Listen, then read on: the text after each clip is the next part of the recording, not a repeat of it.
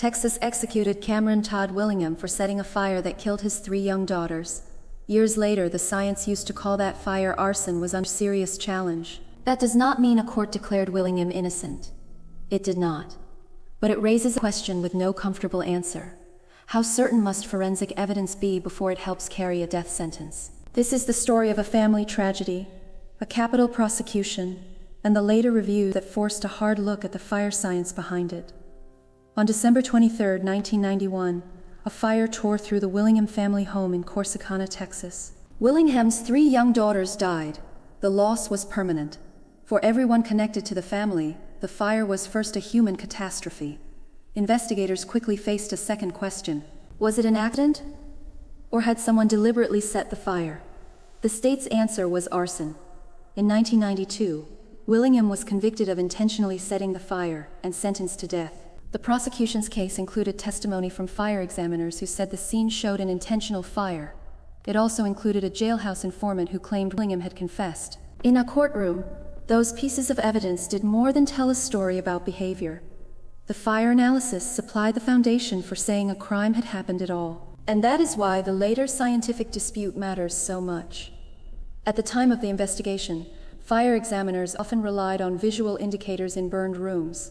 Patterns on floors, cracked glass, low burn marks, and the speed or shape of damage. Some of those indicators were treated as clues of accelerants or multiple points of origin.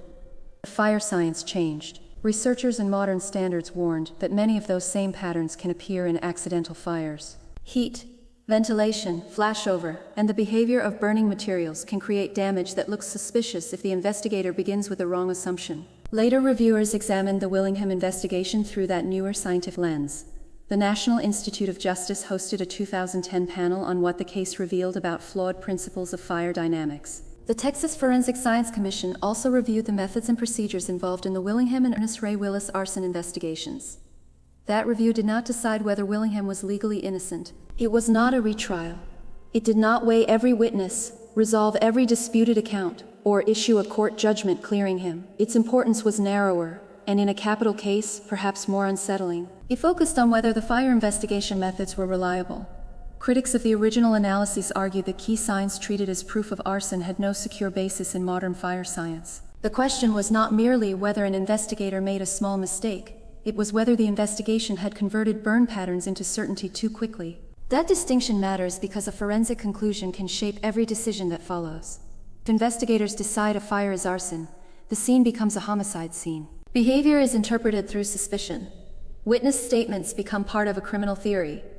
A jury is asked to decide guilt in the shadow of an expert conclusion. But a later scientific critique does not automatically erase a verdict. The legal system has rules about finality, deadlines, and the kinds of new evidence that can reopen a case. Those rules exist for reasons. Yet they create a terrible tension when the punishment cannot be reversed. Willingham's final state habeas application was dismissed by the Texas Court of Criminal Appeals as an abuse of the writ, and his request for a stay was denied on February 17, 2004. He was executed that day.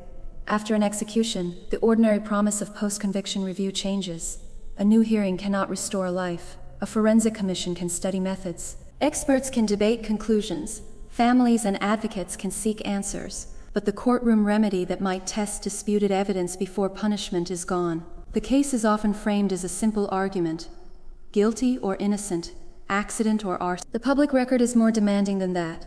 It requires us to separate what was decided at trial from what later science challenged, and to separate strong advocacy claims from a legal finding. The 3 children died in the fire deserve more than a slogan. Their deaths demanded a serious investigation. And a serious investigation means being honest about what the evidence can prove, what it cannot prove, and when a method has outgrown its scientific foundation. For general viewers, the Willingham case is not only about one Texas prosecution. It is a warning about forensic certainty. Science evolves, standards improve. Old assumptions can look very different under better testing.